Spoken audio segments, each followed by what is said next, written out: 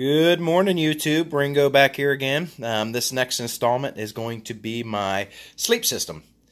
So, I don't know if I talked much about this really on the trail, but my sleep system was very important to me because I'll be honest, I slept so good on the trail. I bet I slept at least 9 hours every night, but mostly, I'll be honest, I slept 10 hours a night. And I slept the best that I have ever slept in my life out there. And I think that it's, this gear is what did that for me. So we'll start with my quilt, and it is a quilt. It's not a sleeping bag. So it's the Enlightened Equipment Revelation, and it's the 20 degree. So I left in February, so I had to augment my quilt with some liners, which we'll talk about in a second. But the Revelation quilt, favorite piece of gear. I loved it. It was so comfortable to sleep under. It was so warm in the wintertime. I loved the fact that I could open it up and sleep with it on like a blanket so that I didn't have to have it, I didn't have to be tucked inside of it. When it was cold, I closed up the toe box, cinched it down to my pad, and I stayed comfy and warm the whole time. For me, in the way I sleep, about 45 degrees is the optimal temperature for that quilt. So, because it was cold enough where I could get in it and be all cinched up and nice and warm, and I wouldn't be too hot, wouldn't be too cold. But as I said, when it was cold, I did have to augment it. So this right here, let me walk over here. This right here is a silk liner. This is what I started the trail out with, and this is what you'll see in my initial gear video. It's just a silk cocoon type liner, Sea to Summit. I found, with pretty early, once the weather changed, once it started to get cold, and before I went into the Smokies, I realized that was not going to be enough. I was concerned I was going to be cold. So, I actually switched to this one. This is let me get it all undone here. This is the Sea to Summit reactor. And this is actually the warmest one they make. So, they say it adds 25 degrees. That's not true. It doesn't. But it's still a very good, liner. And I had this liner with me my entire through hike. I had it starting at Fontana, because it was when we were staying in Fontana that I went to the outfitters and picked it up, because I was worried about going into the Smokies with just that liner. So I had this, the entire time starting from the Smokies in, and I love this piece of gear. It is so versatile. I used this when it was really hot out. I would use this as my standalone sleeping bag, and that's what I slept in. When it was still too hot to really sleep, completely under my quilt, but it was kind of too hot to sleep under there, under certain conditions, what I would actually do is use that as a sheet. I would put it around my pad, either one of these pads, and then I would cinch it up so that this was laying over my pad, and I would use that, and that made things more comfortable. So I used that as a standalone. I used it as a liner when it was really cold, especially in the Smokies.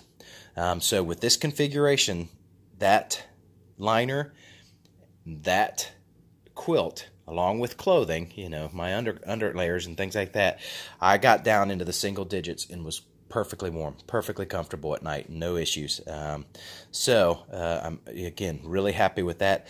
This, I think I'm going to use it again, keep it, but I'm going to keep it for the summertime when I'm out hiking in the summer, and that'll just be to keep my quilt clean.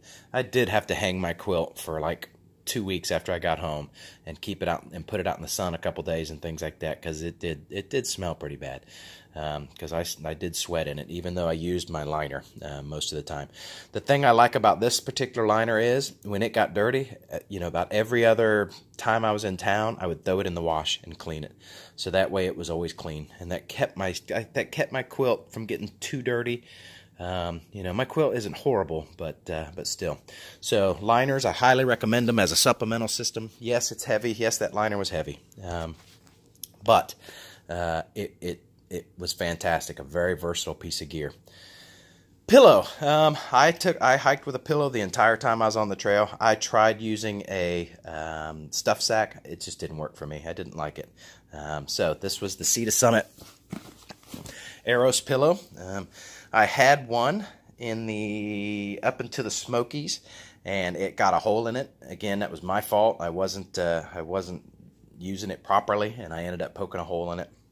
So I replaced this one in Hot Springs. Yeah, so I got another one. So essentially the whole trail I had a pillow, and I loved this pillow. It worked fantastic. People complain that it doesn't stay on your pad and it slides out from underneath you. Yes, it does, and I had that same issue, but I solved that by putting my my neck gaiter, or my buff, I'm sorry, by my buff. I put my buff over it like a pillowcase.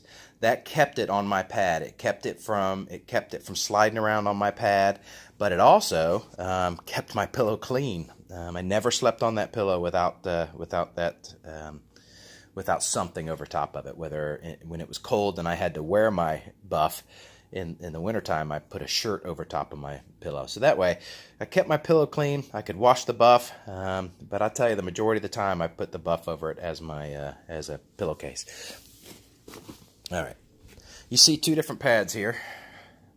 All right, they're both Neo Air. One is the Neo Air. The gray one is the Neo Air X-Therm, and the other one is what everybody recognizes, the Neo Air X-Lite. So I loved both of these pads. They just both serve two different purposes for me. So the X-Therm is actually a 4-season pad made to use during wintertime. It has an R value, I think, of somewhere around 6. And the Neo Air X-Lite has an R value of around 3.5.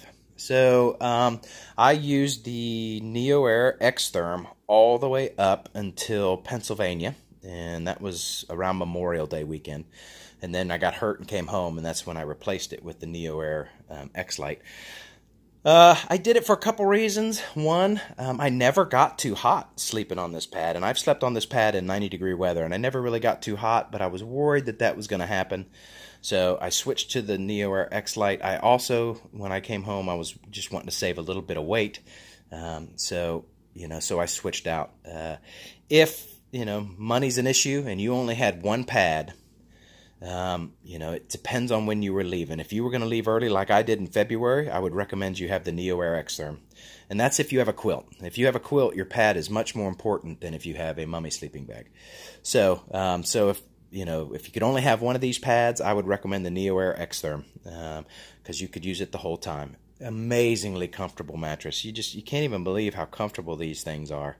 Even though they're only 2.5 inches thick.